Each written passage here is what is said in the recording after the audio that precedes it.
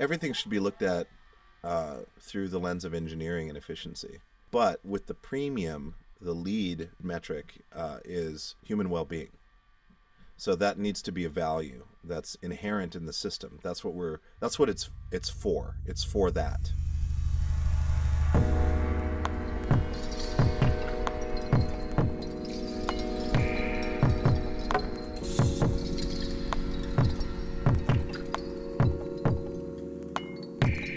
Hello, everyone. My name is Stephen Parton, and you are listening to the Feedback Loop on Singularity Radio, where we keep you up to date on the latest technological trends and how they're impacting the transformation of consciousness and culture from the individual to society at large. Today, we have actor, comedian, and musician Reggie Watts, who many of you might recognize from The Late Late Show with James Corden, where he leads the house band, or from one of his many amazing performances, which often involve some variation of beatboxing, loop pedals, or virtual reality.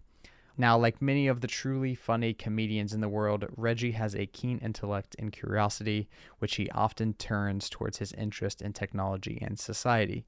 And we explore that interest deeply in this episode as we talk about creating content with technology, the failures of the digital advertising model, how to escape the attention economy, the benefits of basic income, and how to bring out the best in people when their needs aren't being met. As usual, before we jump into it, I want to quickly remind you that we are currently offering 2 free weeks of premium membership at Singularity, and we're also accepting applications for our upcoming executive program, which takes place from November 7th to the 11th in Silicon Valley.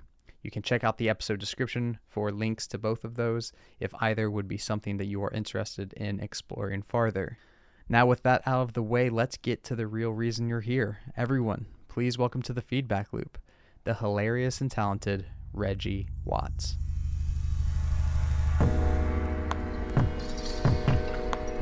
Yeah, are there aspects of the future of technology and creativity that you're really excited about? Are there things that you're looking forward to that are coming down the line? Like, I know you're a big fan of augmented reality and virtual reality.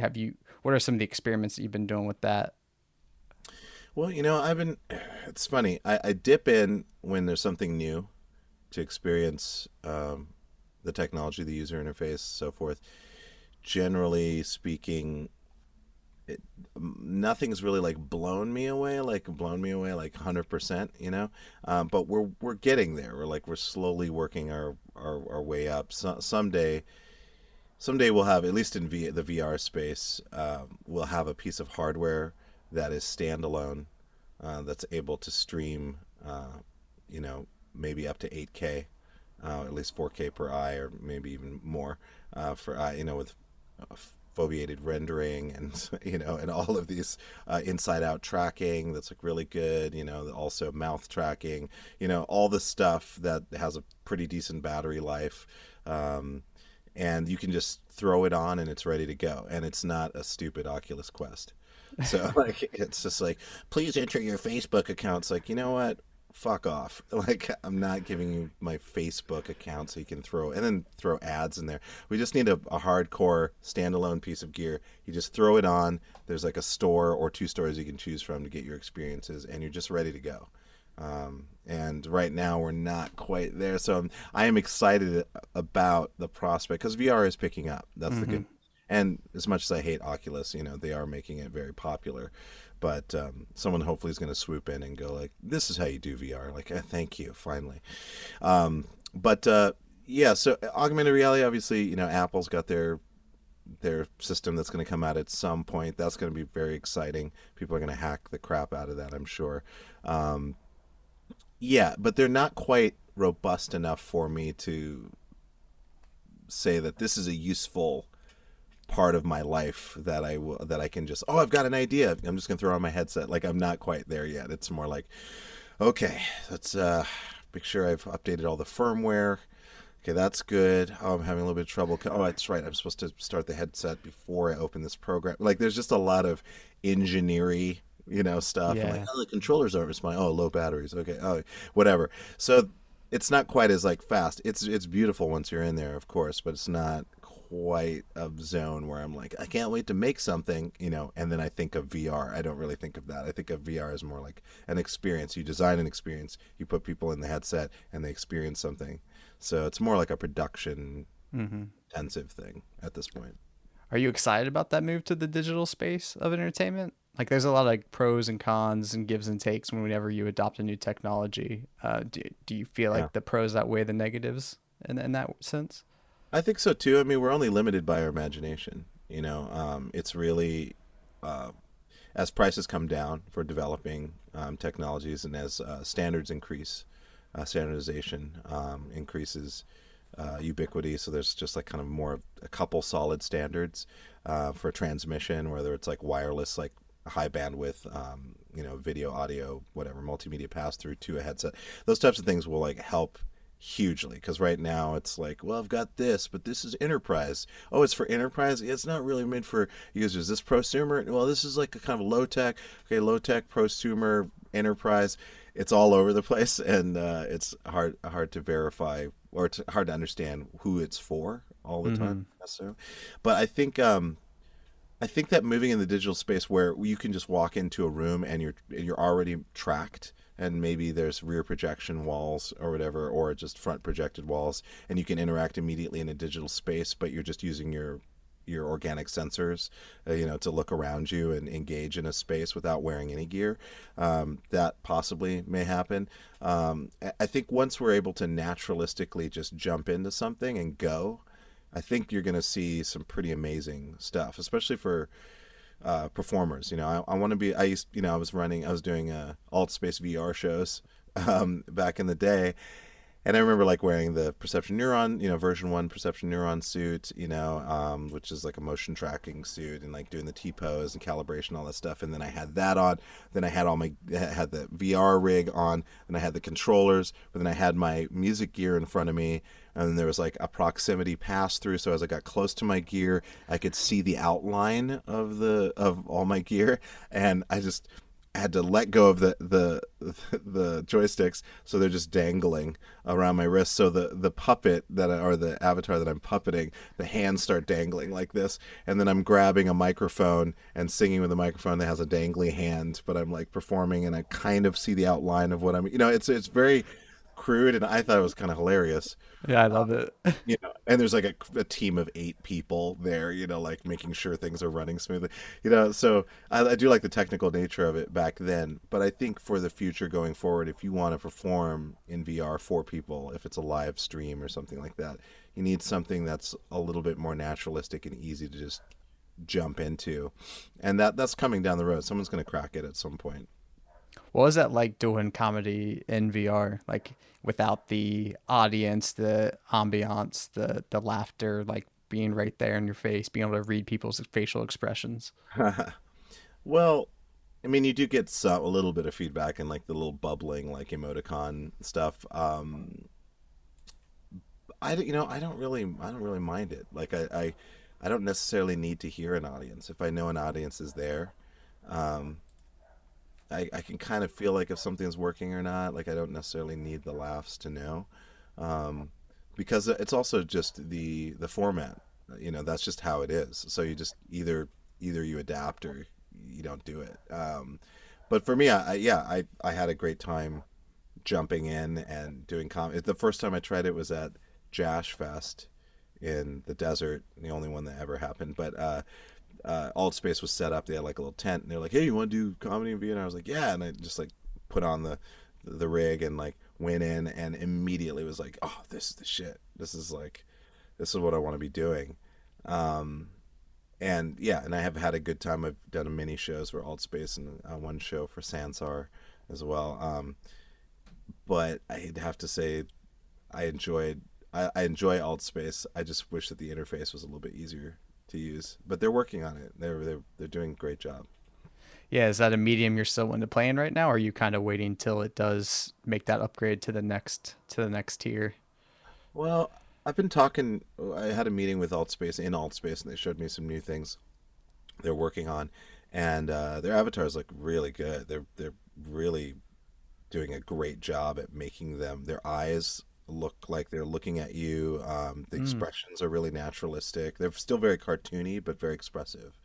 And everyone looks super cute, and it's great. Like I think that it's the way that it looks and the things that they're adding to it are amazing. And really, it's just the tech needs to catch up. The interface needs to catch up. I think that it looks very promising. So I'm stoked to do more shows with Altspace for sure. And I'll wear my gear, but their new stuff that they're doing as well, it does free you up a lot. So that's nice. But yeah, I think it's a hardware, you know, content interface race. It's like Mm-hmm. hardware's kind of like lagging a little bit behind. Software's getting better. The experience, the world design's getting really good. They're solving a lot of problems that way, but the hardware still needs to just kind of let's just kind of like just have a growth spurt. There needs to be a growth spurt. There's going to be some kind of a crack where we get like, oh, 180-degree field of view, oh, and really tall, big and wide, like huge, like naturalistic scope of the world. And then again, like body tracking and like being able to see your mouth and like read your mouth movements and have that puppet in your avatar, all that stuff. So, well, I don't know, we'll see. I think that the next 2 years, I think we're going to see some pretty crazy shit, but in the meantime, I'll continue testing and trying it. What was the push for WhatsApp? Because that's a new thing that you created, correct? Yes, How yes. Well, recent? How recently was that? it's been going all through the pandemic. Mm-hmm. I I'm still trying to figure out how to use it more. Once you have an app, so it's kind of like it's good to have the app because it's ready to go if it wants to go through an evolution. Like there's a platform that I can start to use. I'm actually in the process of finding a creative director to work with that can kind of help push, kind of quarterback and push through the various projects that I have. Because right now I can make lots of stuff, but what I do with it is a whole nother ball game. It'll be nice to have someone to kind of go like, oh, we could use this way, and we could do this or we could do that. So we'll see. But yeah, so WhatsApp was created as a platform for me to kind of put things on it that I make to stream things, to have a store where I can sell stuff that I don't want anymore. So yeah, it's kind of an everything. It's just kind of like a platform that I'm going to keep running until it really has a huge hyper purpose. Mm-hmm. Was there a drive behind it that made you not want to use like traditional media like websites or YouTube or other things to promote your stuff? Like, what was there a drive that made you want to make it an app that's kind of more under your control? Yeah, I mean, I guess, Facebook buying Instagram, I knew it was going to turn to shit, and it's mostly it functions, but I use it very basically. I've always used it like I use Tumblr. It's just a chronological display of my life as I move forward. On occasion, I promote something, but it's mostly just like these are things that are happening in my life, so I can look back and go, "Oh, that's crazy." But so I use it that way, and some of the other functions like stories, I guess I used that for a long time. I was like, what the fuck is this? It's like there's only so many ways you can slice audio and video, and claim that it's new. So it is a little annoying in that they're always trying to like they look at somebody else's thing, it becomes popular, then they copy it directly, and then try to implement it just to kind of keep engagement up, and then sneak ads in there to sell shit. So that part kind of gets a little tiring after a while. And I'm sure there's great people at Facebook. It's just people at the end of the day. So I'm not faulting people. It's just also just capitalism. But I wanted a place where people can go and see my stuff and know that they don't have to worry about any of that shit being tracked, or their behavior being logged, or like an ad popping up. You just open the app and that's what it is, and that's all it is. So you don't have to worry. Just a place to relax and see my stuff. Yeah, do you feel like we're going in a bad direction with that stuff right now? I mean, are you optimistic about the way things are playing out with the ads? I know you were in that film Creative Control, for instance, that had talked about people with ads like coming in and invading people's experience. Yeah. Um, and that's a real struggle right now, but are you optimistic about it? I think so. I think it's a growing pain. I think it's like, we're like tweens moving into teens when it comes to technology. We're still kind of pretty primitive. The way that Facebook and others are monetizing the internet is very, very primitive and kind of low bar thinking. It definitely generates a lot of revenue, obviously, to keep innovating technologies, but it's driven by a capitalistic engine, which many would argue like, well, that's how you generate money. But I think subscription based models are going to kind of become a little bit more popular, especially if someone creates a really good service that is easy to use, connects people really easily, and it's subscription based, and you don't have to worry about ads or any of that shit. And maybe they'll track like uh, the stats and things like that just to kind of improve things like internally for the app, but it's never used for selling information to advertisers and things like that. I think that once someone cracks that, it'll be great. I mean, it's like essentially a Netflix model, right? It's like Mm-hmm. Netflix never ran ads. They're doing great. So there needs to be a social network that is subscription based. Or Instagram could kind of fix that by just becoming subscription based and just do like an Instagram. I hate to use the word plus, but something like that where you're like, oh yeah, let's just do or YouTube did that. I was really happy about that when YouTube did YouTube Premium. I mean, they're still like obviously collecting data, but at least I don't have to see any ads because that's my biggest enemy in the world is seeing an ad, It's and gotten bad too, man. it's gotten really bad, right? I mean, Yeah, I mean, Instagram it's is like like, twice a video. yeah, yeah, yeah, exactly, yeah. Oh, you're talking about YouTube. Yeah, yeah. Yeah, I can't do it. Or Spotify, like when someone doesn't have a Spotify premium account and it's like, you'll love these new napkins. They're blah blah blah blah blah. Now back to your music. And then it's like Tame Impala and you're like, what the fuck? No, Yeah, you just really killed the vibe.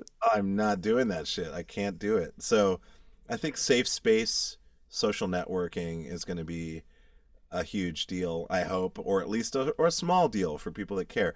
But I think that that's the way we're doing it. I think that the ad based stuff, it's like, who cares? Like, I get it. Like, some people are like, I actually like it because it actually does give me things that I want to buy. But then again, how many things do you need to buy? Like, Yeah. if you have a problem and you want to solve it, just look it up online and then find the solution and buy that. But like, I don't think this idea of just casually like doing your social networking is like, oh, sweater, that's cool. I'm sure that people have bought things that they're very happy with, and the algorithm provided some things like that. But I would just rather not. Yeah, I would think that if you wanted it enough, you wouldn't need the reminder. No, you wouldn't. It's like, oh, it's like a point of purchase or something. Oh, better get this gum. I mean, it does work, but I just rather not, or at least have a huge control over what you want to see and put it in another section. I just want to have more control over how, because Instagram is, it's like they change their interface all the time. It's like, where's that plus button? Oh, now it's at the top. Now it's not at the bottom. Oh, shopping's at the bottom. And this motherfuckers, like everything, it's like every day I'm expecting. Oh, where did they move a function? Now what are they copying? What did they add now? Like what other shitty thing are they put? Are they have the Midas touch of shit. It's like, Yeah. man, but they're like, but we're on top, so we have to use us. Yeah. It's You kind don't of have the a choice. Yeah, you don't have a choice. But so I hope that there's like a challenger out there that's like, no, we're doing subscription based. Everybody's loving it, and then of course Instagram will copy it because they don't have original ideas at this point. So they're like looking like, oh, what else is? Oh yeah, that let's copy that. So I don't know. I hope something like that happens. Maybe I'll make WhatsApp that place. I think people will have fun. Like if you could do all the same stuff you can do on something like Instagram, but you never see an ad, and it feels like you have way more control over the way it looks, the way your profile looks and all that stuff. A lot of customization. I mean, I think people would really dig that. I think. Yeah. Seems like it would be less exploitive too, right? And like better for the creator. As an artist yourself, I can imagine that the whole, so many musicians I know are absolutely despise the way the recording industry and the music industry pretty much takes advantage of them and the kind of hoops they have to jump through to be able to make any kind of money with their music. And it feels like if you're putting your music on something that is free or your creativity out there into something that's free, you now have to play this kind of really gross attention economy game rather than just be like, here, $5 if you really give a damn, and you can have access to everything. Yeah. No, that's completely right. It is very frustrating, and something that I try to uh, remind people of is, and I'm sure I didn't come up with this term, but the direct economy, Mm. like where you're just directly buying things from people. Like your favorite band, like, yeah, we've got these things for sale, like, or got these these digital files. There's the digital album. Here's the actual physical record. Like whatever format you want to buy, physical or digital, it's all uh, it all goes to the band. And obviously hidden charges for whatever their deals are. But like, on their side, they would handle that. But like, here's the price, and you get to have it. It's really simple. Here's the thing you want. It's how much it costs. Now you have it. And I think, and that was like early days, like, 90s. I remember in the 90s, like some band selling CDs, and they made like, I don't know, like a shit ton of money. It was like $600,000 or $500,000 off of sales because they were selling units for whatever it was at the time, 12 to $15, and and they have 10,000 fans, and then 10,000 fans buy that record or whatever. They were making really good money, and that was just like direct sales. So it doesn't it seems pretty natural, and because you could still have your music on those other services, but then you have your like whatever, your app site, or you're part of some kind of a direct economy site or something like that, and you just make money directly from your fans. And I think that even though that's an old concept, I think that it can come back in a new way, that greatly simplifies our relationship to the internet, because we spend too much time just in these algorithmic feedback loops, these engagement traps. And I would rather lose myself in like naturalistic displays of human intention, rather than accidental, hooks that are trying to bring you into the thicket, and off the trail that you were originally on. Hmm. Is there a way that you kind of protect yourself against those hooks? I don't do the best job of that. No, I we none of definitely us do. no. I know. I don't. I go down YouTube wormholes quite a bit. I guess you could say they're all things that I'm interested in, but they definitely take a lot of my time, a lot of time. And I just get it. I can feel that addiction, and I'm addicted to the addictive feeling of it. Like, oh, what news did I miss? Who said something on my post that I posted? What are they saying on Twitter about this thing that I did? Most of my time is me just wondering like how people are reacting to things that I put out there. So I feel like there's some kind of usefulness to it, I think. But yeah, other things like just the algorithm or Instagram getting me sometimes. I'm pretty good at, like, when I get the Instagram, I just go straight to my profile, straight to my post, and then just look at the comments. And then I might look at my friends, like I'll just scroll through and see what my friends are up to a little bit. But I try to stay away from that stupid opening page that has like the algorithmic, you like skateboards, so here's a badass skateboards. Sometimes it's useful, but I don't like the way they do it. It just feels like an obvious. It just feels like drugs. Hmm. It really does. Not, and I love drugs, but not those kind of drugs. Yeah, yeah, yeah. You mess around with design a lot, I feel like. Like, is there something in your mind that you've thought would be a better approach, like beyond just direct purchasing and um, subscriber models? Like, is there something that you would love to see these tech companies do to change up how they're interfacing with people? I would just rather them be honest, like just keep it simple. Yeah. I think that the complexity of the market based approach, when you have major corporations, those shareholders, and that, it's just too much complexity, and there's no way that's going to be in the interest of the user at the end of the day. The only thing they want is they want numbers, they want engagement, and they want metrics. They want to be able to game the fuck out of the system. So I don't know how a major corporation could do good, like a full, like, this is for you guys. I just don't. I don't know how they're gonna do that. Apple's like the closest thing, like where they're talking about privacy, and I love what they did with Facebook. I love that they're just like no, we're gonna have a nutritional label for privacy, and you're gonna get a lot of Fs because you're the worst. And and just because you have a monopoly on it, that's why it needs to break open to other forms that have just as much money backing them, in the beginning, and kind of can recoup at least through some kind of a subscription, or some other method of generating income that is based off of the willingness of users to be excited about the experience, Mm-hmm. uh, rather than a coercion, and trickery. So, and EULAs that are way too long that no one's ever going to read, and you're just like, "Oh, whatever, I understand." I would love to see a one paragraph EULA. It's just like, this is it. This is Yeah. all. This is all we're doing. All your data belongs to us. Check it Yeah, out. Thanks for yeah, reading. totally. Yeah, exactly. It's like, no, you're just willing. It's like you got to mimic the physical world to a certain extent, right? It's not like you walk into a club and certainly there's advertisement, but if you went into like a dance club or whatever, you walk in and you'll see a banner behind the DJ. It's like sponsored by, Columbchuck and Glefglarf and, like all these like music things. That's totally, I get it. Those are sponsors, right? And they're like helping make the event the shit. But it's different than like, walking in and, people have done sketches about this, but just like someone running up and immediately like, "Have you tried this new flavor of gum?" And blah, blah. And no, I'm just trying to go dance, man. And it's like, "Hey, how about this hat? You like it? Yeah, we were selling them over here. No, that's cool, man. Hey, how about that?" It's cheesy as fuck. It's Yeah. like, it's square, it's cheesy, it's tasteless, it's tacky, and it's disappointing. And like, do better, Do you you know? remember Chappelle's ad blocker Oh, skit? yeah. That was one of them. Yeah, that was one of them. Oh my God. I mean, it's so rad. I mean, they nailed it.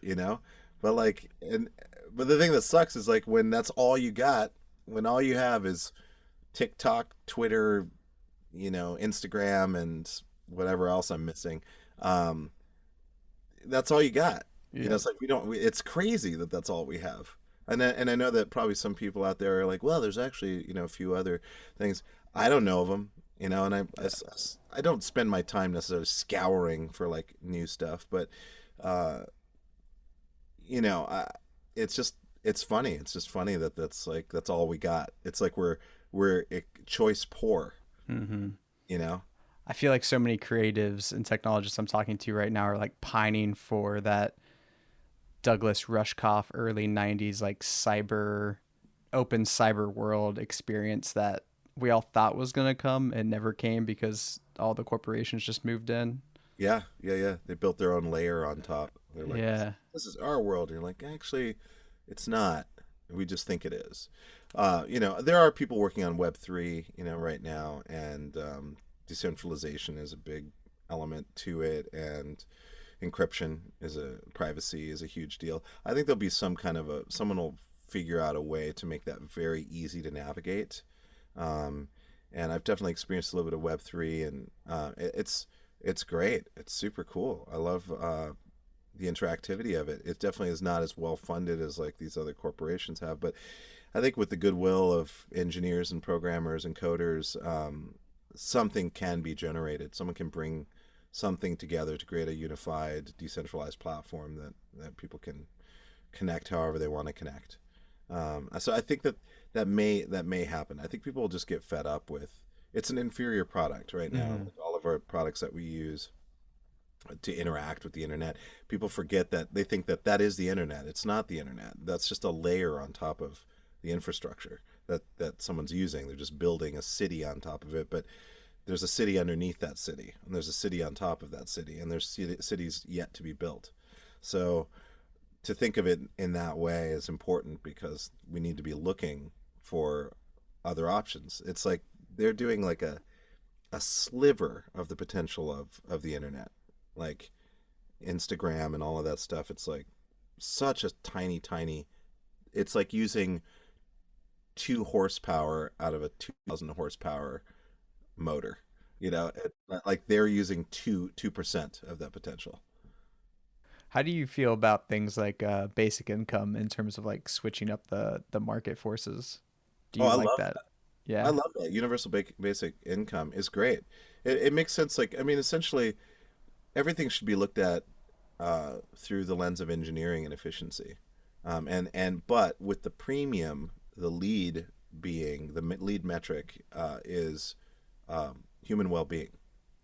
So that needs to be a value that's in inherent in the system. That's what it's for. It's for that. As long as it's for that, then it only makes sense that people's basic needs should be taken care of.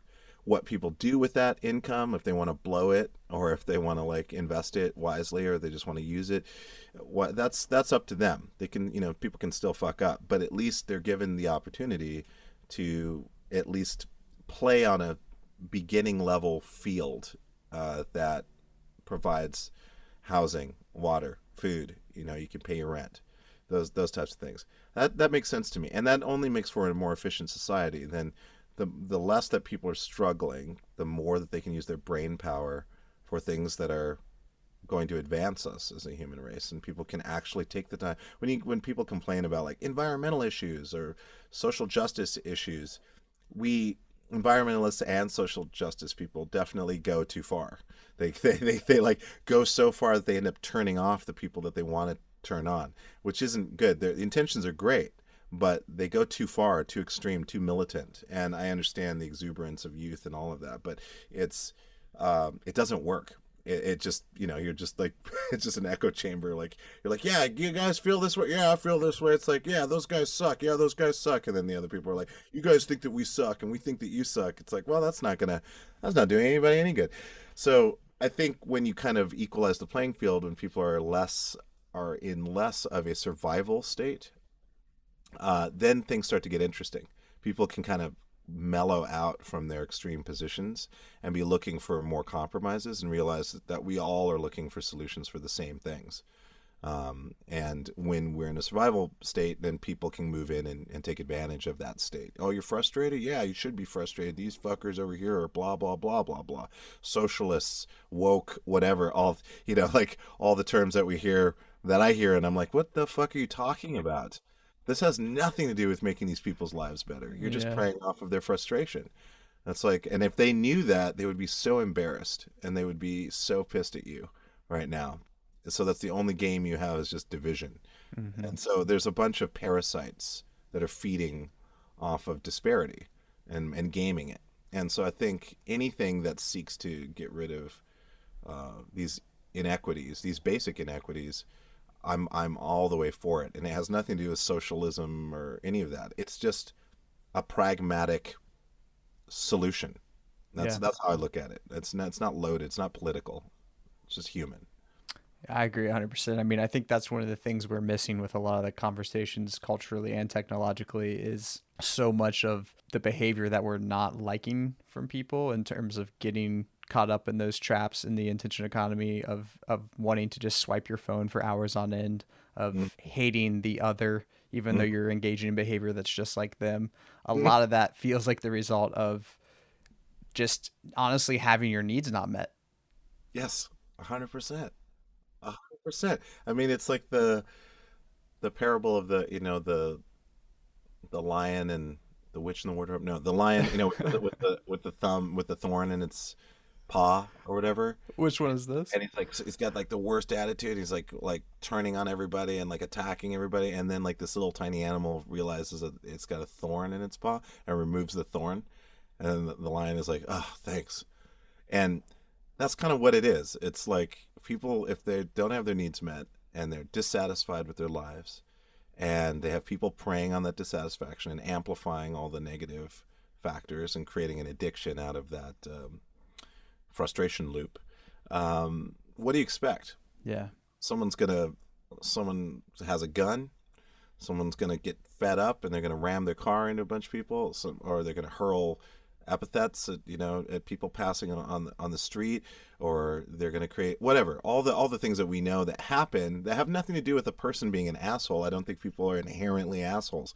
I think that they're a product of their circumstances, and I think that some people are stronger at going like, oh, I'm not going to fall for that, and kind of encouraging people around them not to fall for that, and asking people to resist, like in a useful version of resist, like where you're like, no, you need to resist the temptation of otherism, because it's pretty easy to do. It's fun to poke fun at somebody else, and and and get energy from that. But such a fleeting energy, and it's not sustainable. So And it doesn't solve the problem.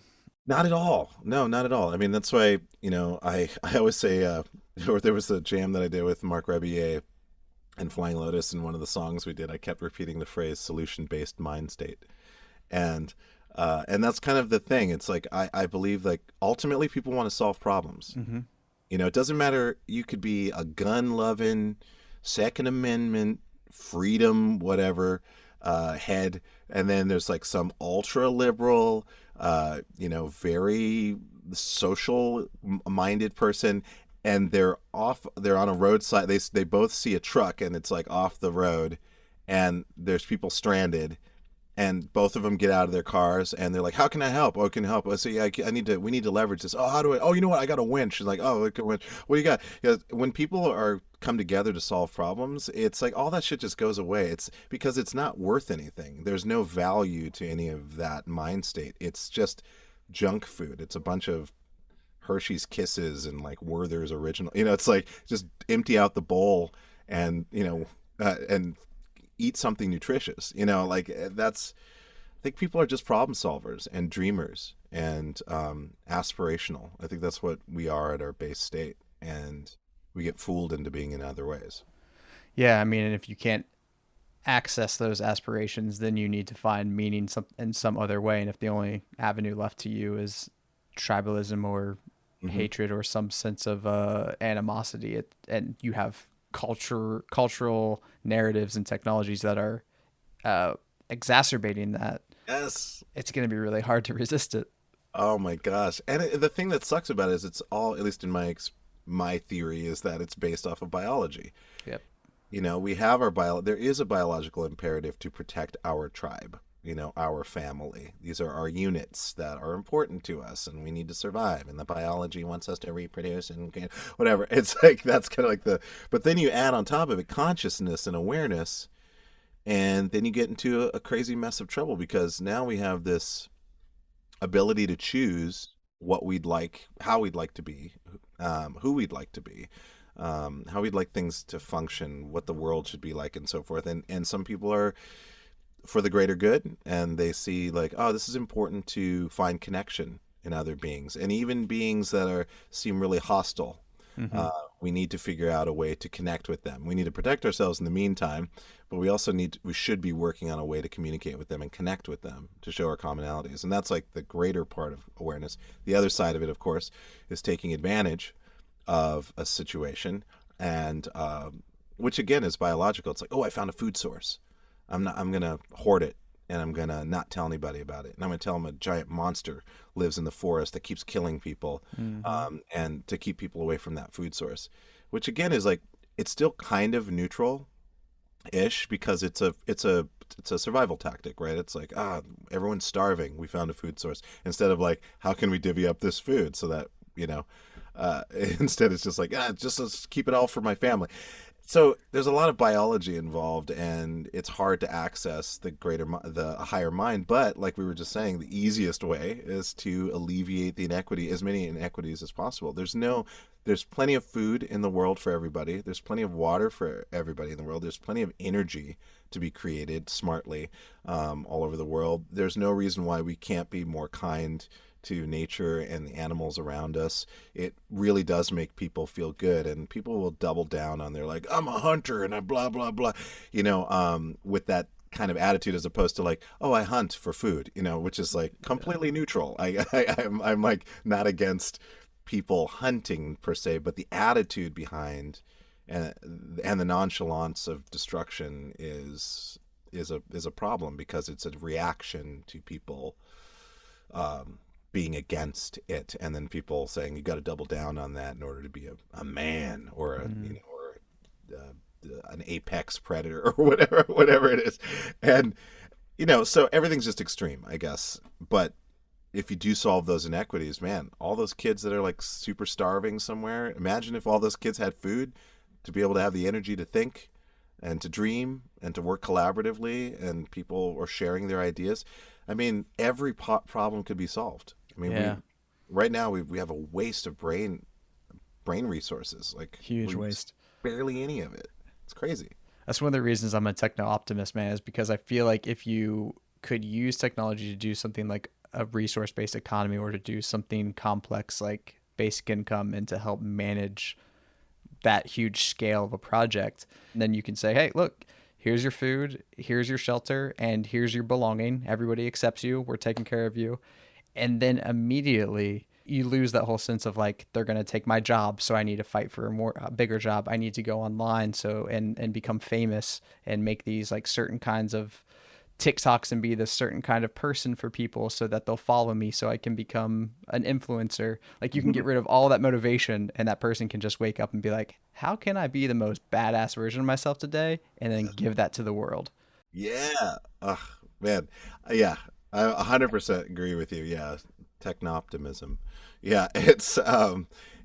I think, and I've always viewed it that way. I mean, I remember doing a gig for Microsoft. I think I performed in front of like 18,000 Microsoft engineers in Las Damn. Vegas.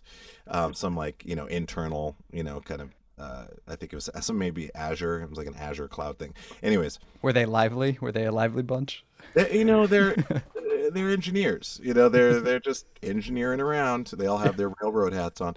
No, they it was like it was in a sports stadium, so it had like the huge jumbotron. So they had like cameras on me, and I was like on the jumbotron. And I remember at one point, I said, I was like, remember, uh, there is no problem that cannot be solved by all of us, and especially you.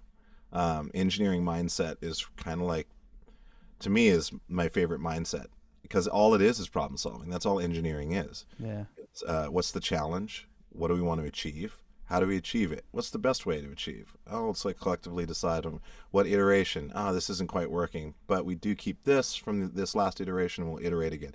So there is like I mean, engineering isn't necessarily like people are like, yeah, it's such a blast being an engineer, but that mindset of problem solving is so much fun. I love like going out in the world and going like, oh, this is how I can. I mean, I have bad habits too. Like, I'll do stuff in traffic where I'm like, I didn't really like that part of myself, what I just did there or whatever. But if you're striving to look out for people that need help and help when you can, and don't make a big, you don't necessarily need to make, I think people think it's so all or nothing. It's like I have to be Mother Teresa or like I'm nothing. I have to be Gandhi, or I have to like go work for Greenpeace and like, almost drown trying to protect whales. Like there's such small, it's all scalable. It's like if you're just a nice person in your neighborhood that puts your neighbor's garbage cans back on the curb and closes them, that's fucking rad. If you see some wrappers, in a forest or whatever, just pick them up and put them in your pocket and throw them away later. Or there's like your annoying, your neighbor has like a gardener that comes by that's like using a fucking gas powered leaf blower, and which I've done this, but like, and then I just buy an electric leaf blower and I go, here, can you just use this? Just like I'm just like, oh, try this instead. Or I saw there was a waitress the other night who was riding, and it was like a really dark club, and she was like using the candle on the table to kind of like see stuff, and I'm like, they make this thing called a pilot's pen, and it has a light on the tip of the pen, and it's not too bright, it's just bright enough so that you can see what you're writing, and you can use it a little bit like a flashlight for a menu or whatever. And she was like, oh shit, and then she like looked it up and like ordered one on the spot. And I'm like, some people just don't think of things to make their lives easier. So if you're the type of person that is an optimizer, and not an intrusive optimizer, but like, someone who's like, hey, would you try this and see if you like it? That's how I am. Yeah. That's my style of problem solving, or talking about, the fact that you can do this on a platform. Is sometimes people are like, I never really thought of that. Like, yeah, it's like there's so many things you can do every day to improve the world around you in a very small, very doable way that doesn't make you feel like, oh, I didn't do it. I didn't do enough good today. Like it's not a competition. Yeah. I mean, that's one of the things I love about your style, man, is that you do innovate in ways that I think make people realize there's a whole nother direction you can take. You know what I mean? You tend to open up little doors and windows into new trajectories and give people a pilot's pin version of creative opportunity. Yeah. Oh, I'm glad that comes off like that. I mean, yeah, it's fun. It's fun to be helpful. It always is. It's just like, oh, hey, do you need help with your groceries? Oh, excuse me, I'm going to get this door for this person. And it's I don't know. I get off on it. I'm just like, ooh, I love being an aware person. That's a good thing to get off on, man. That's Yeah, not bad. yeah. I know we're coming up on the hour, and I want to respect your time. Is there anything that you want to talk about or touch on or tell people about that you're working on before we wrap this up? Yeah, I mean, I got my app, WhatsApp. I'm not doing a ton on it, but you can check it out. It's free to download. It's on iOS and Android. It's on Android. Uh, yeah, that's pretty fun. There's some cool stuff there. I'll be streaming some things in the future and stuff. Other than that, I have EP coming out with my electronic music project that I do with John Tejada called Wahada, and we're releasing an EP on Brain Feeder, 3 new tracks soon. So look out for that. And yeah, but doing stuff with Mark Rebier, like recording a little bit, and stuff with a guy named Tyler Hammond, who's this 23-year-old prodigy jazz drummer from, I don't know where he's from. He's from space. But and so we recorded some stuff too. So there'll be some forms of music and some forms of projects that I'm working on personally that will emerge in the future. But WhatsApp, I'll talk about it on WhatsApp and also on what's that place called? Instagram and Yeah, Twitter. it's good that you're forgetting. Yeah, Yeah. It's good. Yeah. Could you imagine that, a post Instagram world? Ooh, exciting. one can dream. One can dream. Yeah. Reggie, man, I really appreciate you taking the time. Man, I appreciate the talk, man. It's nice to talk to a like-minded, aware individual. Yeah, cheers, man. Thank you. And now we're going to go to a short message about our premium membership experience and how you can unlock your special offer for a 2-week free trial. Singularity's premium membership is your chance to be part of an exclusive, private community of like-minded leaders and changemakers who are committed to professional growth and impact. You'll have access to a constant stream of webinars, roundtables, and professional networking events focused on exploring the key concepts and trends of exponential technology, where you'll be joined by both your peers and by a panel of academics and experts. You will also receive research and insights created and curated by our global experts, which are designed to help members gather, develop, and inform action on a variety of topics and issues related to exponential technology and impact. For a limited time, we're giving podcast listeners a free 2-week trial membership of this premium experience simply by going to singularity.org/2-week trial. That's singularity.org/2, as in the number 2, week trial, where you can click Try Free to begin. You'll also find this link in the show notes of the podcast. And there you have it, everybody. 2 free weeks of premium membership ready for the taking. If you've been wanting a chance to get a look inside Singularity, this is probably one of the best chances to do so. And also, let's mention the executive program we touched on in the intro. For those of you who are ready to take your next transformative leap into becoming a leader of the future, you can join us from November 7th to the 11th in Silicon Valley, where we will help you challenge what is possible. This is your chance to develop a new understanding about the role of technology in tomorrow's world, and you'll leave the program inspired with a new radical mindset and skill set that will help you start companies, and even change communities.